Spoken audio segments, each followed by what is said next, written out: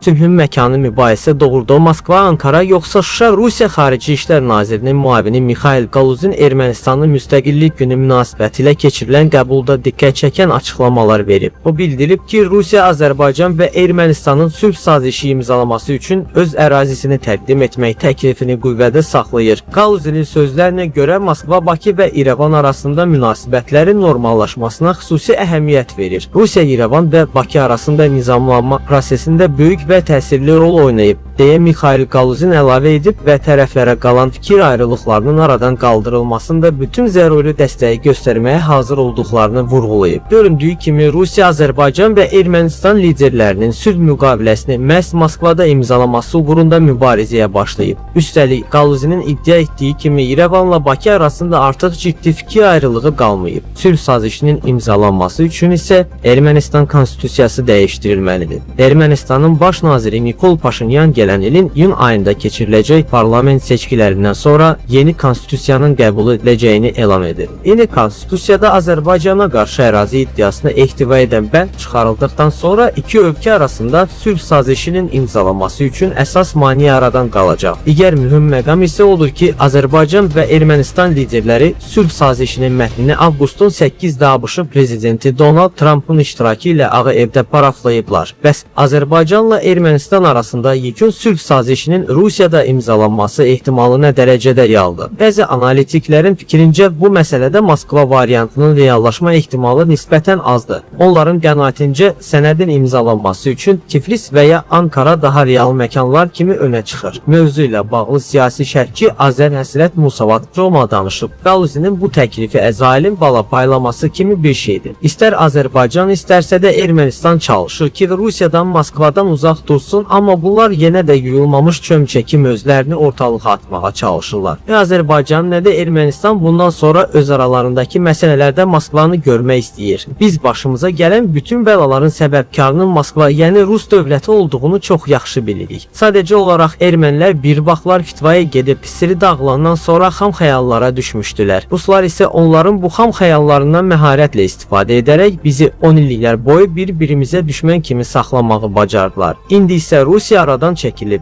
Görün nə qədər mehribanlaşmışıq, yaxınlaşmışıq. Artıq bir-birimizlə danışıqları vasitəçisiz aparırıq. Hətta Rusiya sülh məramlıları regiondan çıxandan sonra Ermənistan və Azərbaycan arasında bir dəfə də olsun atəş açılmayıb, bir güllə belə atılmayıb. Bu da onu göstərir ki, üçüncü tərəf kimi Rusiya bizi bilərəkdən düşmənə çevirmişdi. İndi isə iddia edirlər ki, sülh müqaviləsi Moskvada bağlanmalıdır. Əsla və əsla Azərbaycanda, Ermənistan da bu məsələdə ortaq mövqedə olmalı və bu müqaviləni heç bir halda Moskvada imzalamamalıdır. Moskvadan biz heç vaxt sülh görməmişik. Ümumiyyətlə, Moskvada sülhün mümkünlüyü ağla batan deyil. Azər Həsrət sülh müqaviləsinin Şuşada imzalanması təklifini irəli sürüb. Düşünürəm ki, sülh müqaviləsini əlbəttə ki, qardaş Türkiyənin paytaxtı Ankara şəhərində bağlamaq daha münasib olardı. Amma hər iki xalq iradəsini toplayıb. Bu düşmənçiliyə bir dəfəlik son vermək niyyəti ilə sülh müqaviləsini məhz Şuşada imzalasa, bu daha simvolik və dəyərli addım olar. O, Ermənistan rəhbərliyi də öz heyəti və jurnalistləri ilə Şuşaya gəlsin, Azərbaycan rəhbərliyi də orada iştirak etsin və məhz Şuşada o illərlə davam edən ayrı seçkiliyə, düşmənçiliyə bir dəfəlik son qoyulsun. Mənə elə gəlir ki, bundan həm ermənilər, həm də Azərbaycanlılar qazanacaq. Bu həm Azərbaycana, həm də bütün dünyaya göstərəcək ki,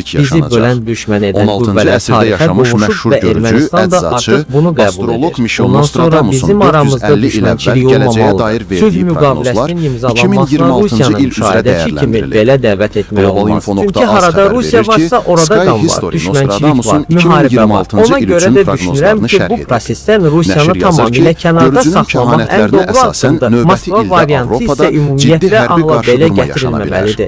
Böyük müharibədə 7 ay insanlar pisliyə görə öləcəklər cümləsinin açıqlamaq Rusiyalıların azad edilməsi üçün addımlar atılır. Rusiya Xarici İşlər Nazirliyinin sözçüsü Mariya Zaxarova Rusiyanın Bakı ilə əlaqələrindəki əsas məsələlərdən birinin Azərbaycanda həbs olunan Rus vətəndaşlarının tez bir zamanda azad edilməsi və vətənlərinə geri qaytarılması olduğunu bildirir.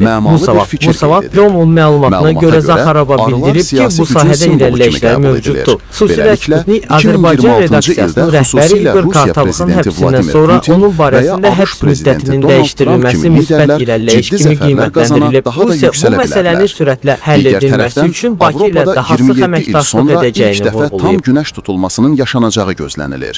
Bu hadisə keçmiş Ramiz sənədlərdə Mehdiyev göydən bu gələn alov cinayətləri kimi tək təqdim törətməyə edilir, bablar həmçinin açıqladı. ciddi Azərbaycan kosmik prezidenti yaxud geosiyasi administrasiyasının fəlakətlərin sabiq xəbərçisi rəhbəri Ramiz sayılır. Mehdiyev həbs Bununla olunub. belə, Onun barəsində Nostradamusun 4 tam aylıq olaraq ev tutuqluluq 2026-cı ilə qətimkan işarə tədbiri seçilib. etdiyinə O dair cinayət dəqiq məcəlləsinin mənbənin olmadığını 274 vurğulayırlar. dövlətə xəyanət, Lakin onun kəhanətləri 278 ilə bağlı hakimiyyəti zorla qeydlərinin ələ ümumi keçirmə və ya onu dəyərləndirilməsi zorla bu rəqəm saxlama və nəzərə alınaraq 193 aparılır. mənfi birinci Qeyd cinayət edək ki, yolu ilə Michel əldə edilmiş pul Nostradamus vəsaitlərinin 1503-1566 leqallaşdırılması maddeləri ilə illərdə ittiham yaşayıb. edilir. Məsələ ilə Onun bağlı tarixi model şəxsiyyətlər azad danışan və müasir fəlakətlərlə Müsavat bağlı bir partiyasının çox sədri proqnozunun Hafiz Hacıyev reallaşması deyir ki, o hələ ölümündən sonra 2010-cu qeydlərinin ildə Ramiz araşdırılmasına Mehdiyev marağı prezident artırıb. administrasiyasının Bununla belə, rəhbəri olduğu vaxtdan bu Nostradamusun tam məsələlərlə olaraq bağlı mediada 2026-cı yazır. ilə Həmin işarə dövrdə etdiyinə Xural dair qəzetində dəqiq bir mənbənin səhifə yarım olmadığını Ramiz Mehdiyevin vurğulayırlar. oğlunun Moskvada Lakin ilham onun Əliyevin kəhanətləri ilə ünvanına bağlı dediyi qeydlərin fikirləri ümumi ortaya koymuştum. dəyərləndirilməsi Ondan bu sonra rəqəm mən nəzərə bugünə kimi alınaraq Ramiz aparılır. Mehdiyevlə Qeyd mübarizə edək ki, aparmışam. Michel Bu bütün Nostradamus internet saytlarında mediada yayımlanıb. 1563-1566-cı illərdə Jurnalistlərin, yaşayıb. siyasətlə Onun məşğul tarixi olanların hamısı şəxsiyyətlər bu və məsələdən fəlakətlərlə xəbərdardır bağlı deyə bir o çox qeyd edib proqnozunun dəfələrlə məni reallaşması dəvət ediblər ölümündən ki, sonra Ramiz qeydlərinin Mehdiyevdən nə istəyirsən, araşdırılmasını mən marağı həmişə artırıb. demişəm ki, o bir mənalı şəkildə əslən ermənidir və heç vaxt nə Heydər Əliyevə, nə də İlham Əliyevə xoş münasibəti olub. Ramiz Mehdiyev 20 tək nəfər deyil, o yaralandı. dövlət çevrilişini ABŞ-nın teyid edəsi Cənubi deyildi Karolina ki, ştatında Ramiz yerləşən Mehdiyevin Milli barların Məclisdə birində böyük atışma olub. dəstəsi var. Bu Həmin barədə deputatlar üzə Associated Press çıxmalıdır. məlumat Ramiz yayıb. Mehdiyevin 4 media nəfər qrupu hadisə var. yerində Onlar ölüb, üzə azı çıxmalıdır. 20 Ramiz nəfər Mehdiyevlə yaralanıb. Moskvada milyardlar Yaralılardan yığanlar dördü ağır Azərbaycana vəziyyətdə gəlib burada da xəstəxanaya pul yığıb yerləşdirilib. qaçanlar üzə Ölənlərin və çıxmalıdır. atəş açanların kimliyi Mən bunları hələlik dövlət açıqlanmayıb. dövlətçiliyi, xalqımızı, prezidentimizi canımdan çox istədiyimə görə danışıram. Ramiz Hava Mehdiyevin ilə Milli bağlı Məclisdə son olan dəqiqə komandası da üzə xəbərdarlığı. çıxmalıdır. Milli Hidrometeorologiya Vaxtilə mənim Xidməti vuruşduğum, oktyabrın Ziya 13 Məmmədov axşamdan keçmiş Milli 14 Təhlükəsizlik səhərədək Naziri Bakıda onunla və Abşeron birlikdə onlar üzə yarımadasında, çıxmalıdır. 13-dən Onların 14 heç birini səhərədək isə Azərbaycandan əksər kənara bölgələrdə çıxmağa imkan gözlənilən küləkli verməməlidirlər. hava şəraiti ilə Bildiklərimin bağlı hamısını dövlət sarı və orqanlarına narıncı xəbərdarlıq çatdırmışam. verir. Çatdıracağım da Xidmətdən mən bu musavat.com dövlət verilən başçısına xəbərə görə həyatından artıq Bərdə, istəyən insanam. Tərtər, Sona qədər də Mingəçevir, onun qorunması Daşkəsən, üçün 20 Goranboy, il bundan qabaq Naftalan və apardığım Ağdamda mübarizəni narıncı bugün də davam xəbərdarlığa uyğun etdirəcəyəm. olaraq Allaha şimal çox qərb şükür ki, küləyi mənim əsəcək. dediklərim Küləyin proqnoz yox, sürəti reallığa çevrildi. 20.8, Allaha çox şükür ki, mənim 28.4 metr dediklərim saniyədə proqnoz yox, reallığa güclənəcək. çevrildi. Bakıda və Vaxtilə Abşeron bəzi media yarımadasında nümayəndələri eyni ilə zamanda baxırdılar əksər ki, bölgələrdə Hafiz Hacıyev sarı bizdə xəbərdarlığa danışır. Nə uyğun oldu mənim olaraq dediklərimin şimal qərb hamısı küləyi təsdiqini əsəcək. tapdı. Nə Küləyin oldu məni sürəti qınayan bəzi media 13.9, nümayəndələri, nə oldu məni 20.7 qınayan metr saniyə dövlət təşkil qurumlarında edəcək. yüksək vəzifəli şəxslər indi görəsən utanırlarmı ki, biz Hafiz Hacıyevin üzünə necə baxacağıq? Məni çağırıb Ramiz Mehdiyevə görə izahat alanlar utanacaqlar. Ramiz Mehdiyev tək deyil.